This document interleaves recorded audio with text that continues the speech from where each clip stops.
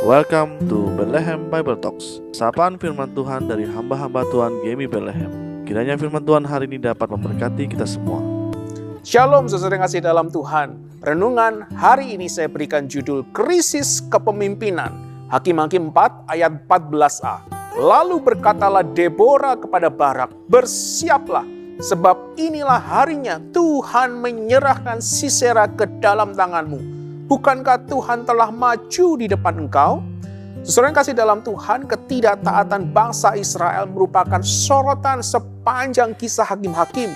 Saudara, akibat ketidaktaatan mereka, maka Tuhan mengirimkan bangsa asing untuk menghukum secara bergantian. Walau demikian, saudara, ketika umatnya berseru kepada Tuhan, anugerah kelepasan tetap diberikan kepada mereka dengan mengirimkan pemimpin untuk membebaskan mereka. Saudara, hanya di dalam perikop inilah kita menemukan adanya krisis. Saudara, bangsa Israel tidak hanya mengalami krisis generasi, tetapi juga mengalami krisis kepemimpinan.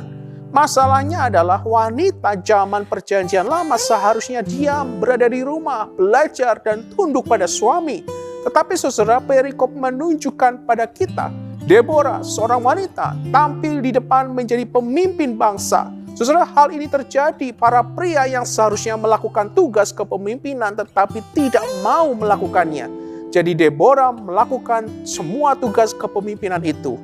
Saudara, melalui narasi Deborah, Barak memperlihatkan tentang era kepemimpinan bangsa Israel mencapai titik terendah sepanjang masa di dalam konteks kitab Hakim-Hakim sampai saat ini. Namun saudara, di balik krisis kepemimpinan ini, yang perlu kita cermati adalah ketika Deborah tampil memimpin, sebenarnya Tuhanlah yang memimpin. Kemenangan bukanlah milik Deborah, tetapi miliknya Tuhan. Semua karena campur tangan Tuhan. Tuhan yang memilih Deborah, Tuhan yang memberikan kuasa dan memampukan Deborah memimpin. Dan akhirnya bangsa Israel dapat bebas lega. Yang kita pelajari dari perikop adalah Tuhan dapat memakai siapa saja untuk melayani Dia. Tuhan dapat memakai kaum minoritas sekalipun seperti Deborah sebagai seorang wanita pada zamannya untuk menjadi alat pembawa kemenangan bagi namanya.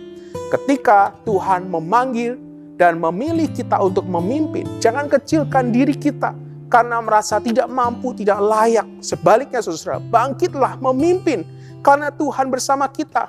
Tuhan akan memampukan kita.